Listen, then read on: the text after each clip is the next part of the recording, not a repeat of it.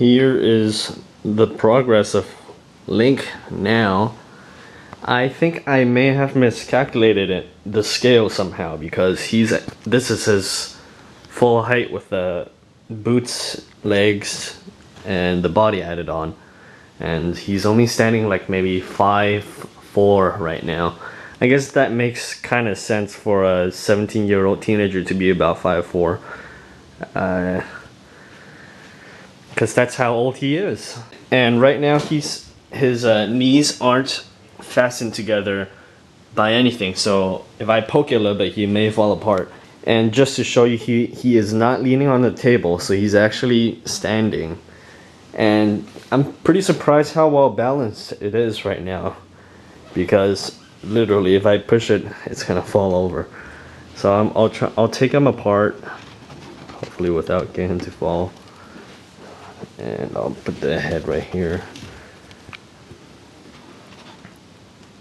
And then, oh, falling. So let me show you how they're sectioned. This right here is a piece of cardboard. There's a piece on Papercraft that's like half this part and half that part. You glue it together and you get this whole shape, but without the hole in the middle. What I did was I just drew a stencil onto a piece of cardboard and cut that out so that I can use that and use that in place of paper to make it stiff right here. Because you want to do this because that'll hold the shape of the waist here a lot better than the paper can.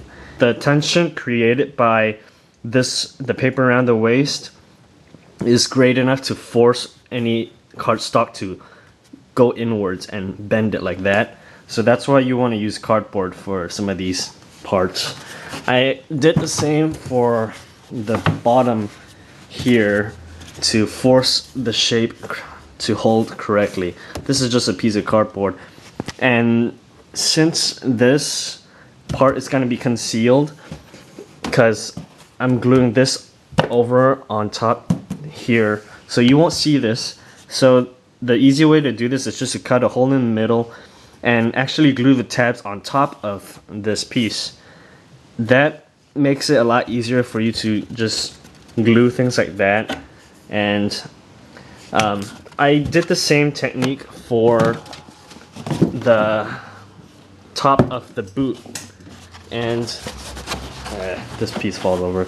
So you can see how I did it. I just took this, but before I glued this piece onto the boot, I measured out a stencil of the cardboard, and then I used the cardboard to hold the shape of the boot, and then I just took this piece to glue over on top of it, and I have that thing right here. So, you know, whenever I'm ready, I can just glue it there pretty easily, and I can do that accurately too, because, well, except for this part, it's pretty flush with the shape, so that's good. The thing about the boot, I did not do the bottom part of this yet, because after I complete the whole model, I want to put everything together and see how the weight of the model pushes onto the feet, because that's the main issue with building large models. They're weak in the ankles, in front of the ankles, right about here. This part right here, this is where the large models usually cave in when you have them standing on just 2 feet. And I know that because that's what happened on my big Captain Falcon model. So it's good to learn from smaller scale models before you go into the big ones. I actually reinforced that part here. If you can see these like random scraps of paper there, I put a lot of glue and used a lot of scrap paper and just put them all over the bends here and this valley pit right here. I reinforced that like 3 times, and it's pretty sturdy. Like you can't really bend it too much, and even if you try and push it, it won't really cave in, so that's a really good sign. But I'm still wary about covering the shoe before I have everything complete. So just to double check the weights of the model and everything, and the balance of it works out in the end. And let me show you what I'm doing to cover it with. This is a thick piece of foam board that I've had. It's that piece of foam board.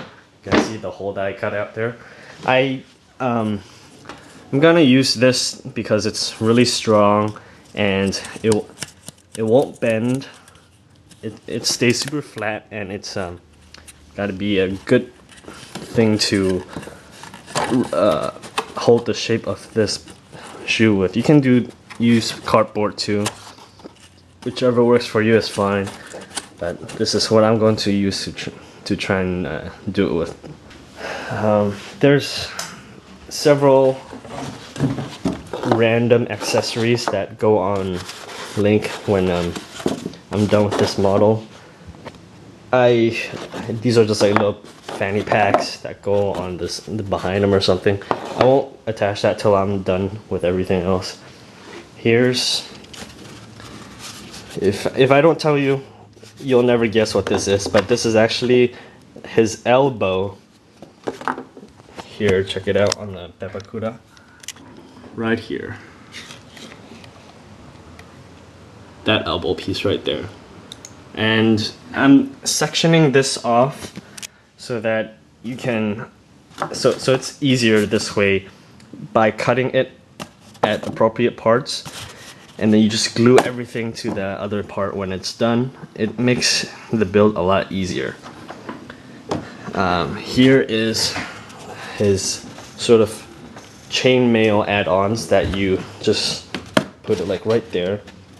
That causes the illusion of a chainmail. If you check out the armpit, there's a bit of chainmail texture there too, and also up top at the neck there's more chainmail. So, and also there's under the tunic here there's another thing of chainmail sticking out, and that's what I'm working on right now. It's gonna look pretty cool after you put it all together, but if you just look at the Papercraft files, then you won't see the illusion of the chainmail, but it's gonna look pretty cool. This